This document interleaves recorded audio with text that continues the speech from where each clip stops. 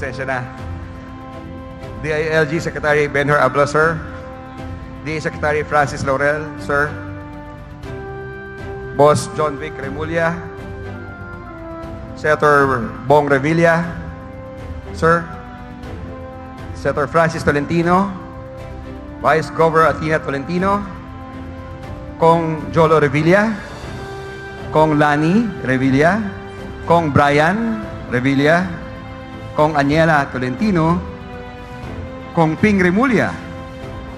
Kong AJ Advincula. At syempre, ang ating mahal na kapatid, Kong Oni Ferrer. Yan, ha? Sa lahat ho ng mga mayors po na narito, sa lahat po ng mga board members, hindi na po isa-isa, mga vice mayors, councilors, maganda, mapagpalang umaga po sa ating lahat. Sa ating mahal na Pangulong Bongbong Marcos, sa ating mga kasamang opisyal at kapwa ko lingkod bayan, at sa ating mahal na kababayan sa Lawigan ng Cavite, magandang umaga po sa inyong lahat. Maligayang pagdating po sa aming mahal na lungsod ng General Trias. Mapalad po ang aming lungsod na mapili upang maging tulay sa paghatid ng tulong sa humigit kumulang 25,000 mga Caviteño. Lahat ng ito ay mga mangingisda, mga pamilyang Caviteño na naapektuhan ng oil spill. Una, pasalamat sa ating mahal na Panginoon dahil may leader po tayo na tumutugon lalo na sa panahon ng pagsubok at hamon sa ating kabuhayan at kaligtasan. Pasalamat po sa ating mahal na Pangulong Bongbong Marcos. Hindi niya tayo nakalimutan dito sa lalawigan ng Cavite.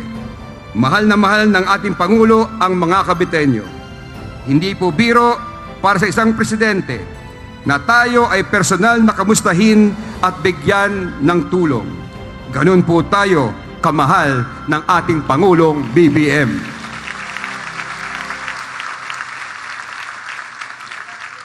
Gayun din po ang ating pasalamat sa ating provincial government, sa panguna ni Governor John Vic Remulla, at sa lahat ng ating mga lokal na pamahalaan sa kanilang mga naging tugon upang malagpasan ang pagsubok na ito. Mga kababayan, sa ating pagtutulungan at pagkakaisa, lahat ng pagsubok ay ating kakayanin. Mapalad po tayo dahil sa bagong Pilipinas, ang bawat buhay ay mahalaga. Ang gobyerno ay ating kaagapay, laging nakikinig at handang tumugon. Muli, ang aming pasasalamat po, mahal na Pangulo Ferdinand Bongbong Marcos Jr. Maraming salamat po. Ng mga taga-Noveleta! Mga taga-Noveleta, isang A nga dyan. Yan! Mahusay mayor nyo! May dagdag ka sa akin mamaya. Nasa mga taga-Rosario! Malayo lang kayo pero malakas yan. Nasa mga taga-Tansa. Kayo pinakaswerte sa lahat. Isang ang A dyan. At saan mga taga-Naik? Yun. Napakain ba kayo? Nasa mga taga-Ternate. Maraming pinakain dyan. At mga taga-Maragondon. Yan. Mahal na Pangulo, ikwento ko lang siya. Nakalimutan ko, mga taga-Cavite City. Sensya na kayo, walang bigay sa akin mayor nyo. Sinabi ko na ba ko? Sinabi ko na. Mga kaibigan, kukwento ko lang konti ha. Nung ako'y Vice Governor, tinamaan tayo ng isang matinding bagyo. Birthday ko pa yun eh. Tanda ko, October yun. Tinamaan tayo ng bagyo. Naghihintay kami ng tulong mula sa Malacanang. Tumawag sa akin ng Office of the President. Sabi sa akin, Vice Governor, handa kaming tumulong sa inyo. Siyempre, tuwang-tuwa ako. Sabi ko, ano ba ho itutulong nyo? Sabi, bukas na bukas, magpapadala kami ng 100 kabang bigas. Sabi ko, hayop mga to. 2 milyon taong na tinamaan, 100 kabang bigas. Pero nakikita nyo naman sa ating Pangulo, noong 1 Oktubre, tinamaan tayo ng isang matinding bagyo. Siya mismo ang pumunta rito. Lahat ng riverside, lahat ng mga revetment, pinaayos kagad niya para sa mga bayan na yan. Lalong-lalo na Noveleta, lalong-lalo na General Trias. Inuna niya yan. Ito, dumating ang pagkakataon na nagkaroon tayo ng oil spill. Kami po ni Kong Bambol ay nasa Paris noon. Dumating po ako roon July 24. Lumubog ang barko July 25. July 27, andito na ako. July 28, pinatawag kagad ako ng Pangulo. At doon din, ang binigay niya sa 5 distrito tinamaan ay 250 million agad diretso sa mga mangingisda. Saan kayo nakarinig ng Pangulong? Siya pa ang tumatawag at siya pa ang nagbibigay. Diretso lahat sa inyo. Diretso para sa inyo yan. Ngayon, naka-1 buwan na ang nakalipas simula nung sakuna. Bumalik ulit siya rito at muli maghahandog ng tulong para sa inyong lahat. Isang lahat kayo nandito ngayon, wala sa inyong uuwing luhaan. Lahat kayo magkakaroon ng tulong. Palakpakan natin ang Pangulo natin. Ito na lang ang pag-asa natin. Magkatulungan ng lokal at magkatulungan ng nasyonal. Tayo na ang pinakamapalad na mahal tayo ng ating Pangulo. Palakpakan tulad natin, President Bongbong Marcos. Mr. President, maraming salamat sa inyong lahat. Sa lahat ng tulong nyo, mahal na mahal ka ng Cavite. Mabuhay po kayo, mabuhay ang Pilipinas. Maraming salamat po. Magandang umaga po sa inyo lahat. Tayo po, magandang umaga pero ang lakas ng ulan. Pero hindi na bale. At maalala naman ninyo, nung nakaraang 6 na buwan, tayo naman ay nagdadasal, sana umulan, sana umulan. Nasagot naman yung mga dasal natin. Narito naman tayo ngayong araw kasama ang ating mga kababayang mangingisda at kani-kanilang mga pamilya dito sa Cavite upang mag-abot ng tulong na magpapasiglang muli sa inyong kabuhayan sa gitna ng sunod-sunod na insidente ng oil spill. Ayon sa datos, mahigit 25,000 pamilya mula sa probinsya ng Cavite ang naapektuhan ng mga pangyayaring ito mula sa paglubog ng 3 barko sa Bataan nitong nakaraang Hulyo. Mahigit 33,000 mangingisda ang naperwisyo ng nasabing trahedya, samantalang mahigit 250 milyong piso ang nawala sa kanilang kita. Labis man ang epekto nito sa inyong lalawigan, ako ay naniniwala na sa tulong ng bawat isa, tayo ay makakaahon mula sa pagsubok na ito. Sapagkat ang Cavite ay tahanan ng ating mga makasaysayan at magigiting na bayani, tulad ni Emilio Ginaldo, Mariano Trias at Mariano Alvarez. Dumadaloy sa inyong mga ugat ang lahing palaban sa hamon ng buhay. Isa itong malaking bahagi ng inyong pagkakalinlan ng simbolo ng inyong panindigan.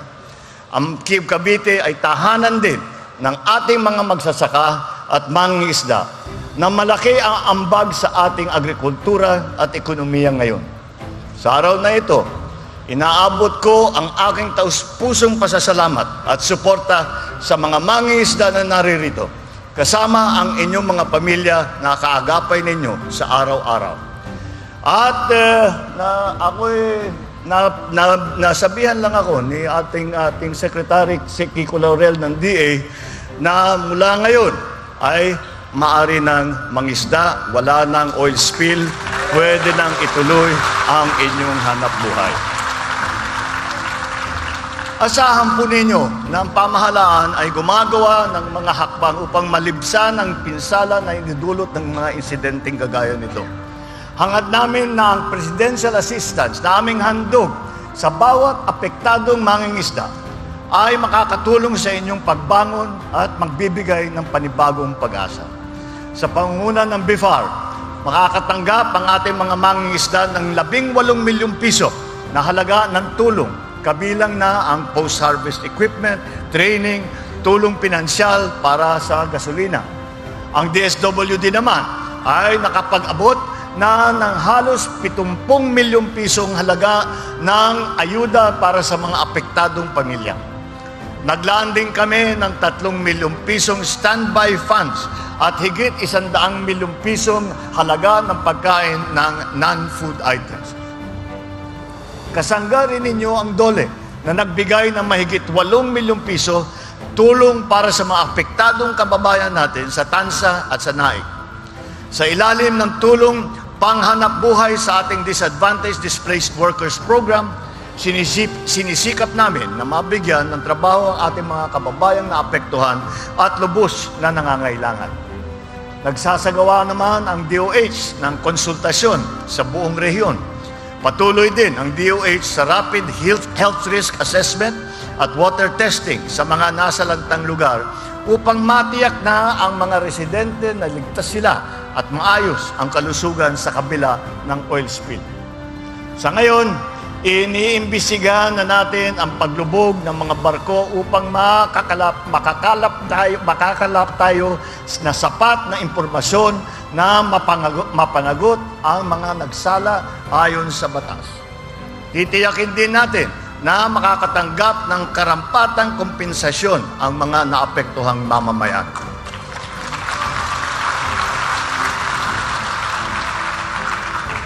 Masaya akong ibinabalita na matagumpay na nating inapigilan ang pagtagas ng langis mula sa mga barkong ito, partikular yung Terra Nova, nang hindi na ito makapinsala sa ating kalikasan. Nasimulan na rin ang ating operasyon para sa tuluyang pag-recover ng langis mula sa nasabing barko at inaasahang matapos natin ito sa lalong madaling panahon. Ang estimate ng ating Coast Guard kasama yung mga salbor ay sa kanilang pananaw, sa kanilang pagkalkula ay 2 linggo daw yan ang tatagal yung pagsipsip nung langis doon sa barko. Naumpisa na ito mga 4 days ago, siguro mga 10 days na lang matitira. Pagkatapos ng 10 araw ay masasabi natin na isip-sip na lahat ng langis, pwede nang subukan na i-recover yung barko na yan. Palulutangin nila ulit at dadalhin nila sa ibang lugar. Kung meron pang natirang langis doon, saka doon kukunin. Kaya naging maayos naman ang ating pagsagot at pagtugon dito sa krisis na ito. At marami namang tumulong sa atin, hindi lamang ang ating Coast Guard, hindi lamang ang ating DOST, ang ating DNR, kundi rin po ang mga international na merong mga organisasyon po na ngayon, mga NGO, na kapag may oil spill, ay lalapit at tumutulong, tinuturuan tayo kung ano yung mga teknolohiya, ano yung mga gamit na para mas maganda ang ating magawa. Kaya yun po ang ginawa natin. Kaya ang una naming inaasikaso ay na maging secure yung barko. Kaya yun ang inuna. Kaya lahat ng mga tumutulo, lahat ng mga lumalabas na langis, ay linagyan natin, kinoberan po natin lahat yan. Yan ang una. Kaya tumagal bago na sip-sip. Ngayon, nagsisip-sip na tayo. Kaya ngayon, yun na nga, umabot na rin tayo sa araw na masabi natin, maari na naman na ang ating mga isda ay mga isda ulit. Patuloy naman ang ating pagkumpuni at pag-aayos ng manhole at air vent sa Jason Bradley na kabilang paghahanda para sa ating refloating operation. Palulutang nila ulit. Isinasagawa na rin ang seawater siphoning, yun na nga sa barkong Mirola 1, kasabay ng pagtatakip sa mga butas ng katawan nito. Mga kababayan, kasabay ng pagbibigay namin ng tulong sa mga komunidad, asahan din po ninyo na patuloy ang inyong pamahalaan sa paghahanap ng solusyon sa mga problemang dinulot ng pangyayaring ito. Nagsisikap din kami na bigyan kayo ng panibagong lakas at pag-asa upang malampasan ang dagok na ito, matugunan ang ating pangangailangan ng nakakaraming Pilipino at mapalakas muli ang industriya ng pangingisda sa Cavite. Magiging kaagapay ninyo ang administrasyong ito sa pagpapalawak ng inyong kaalaman at kasanayan sa pangingisda at sa paghihikayat pa sa kabataan na makilahok sa pagsulong ng inyong sektor. Bukod sa bayanihang ating nasasaksihan ngayon, naway magsilbing paalala rin ang mga pangyayaring ito upang bigyan natin ng angkop na atensyon ang ating kapaligiran at mga likas na yaman. Sama-sama natin pagtatagumpayan ang mga hamon ng buhay at bigyan ng katuparan ang ating mga pangarap sapagkat walang maiiwan at walang mahuhuli sa bagong Pilipinas. Maraming salamat po. Mabuhay po kayo ang ating mga mangingisda. Mabuhay ang Cavite. Maraming salamat po.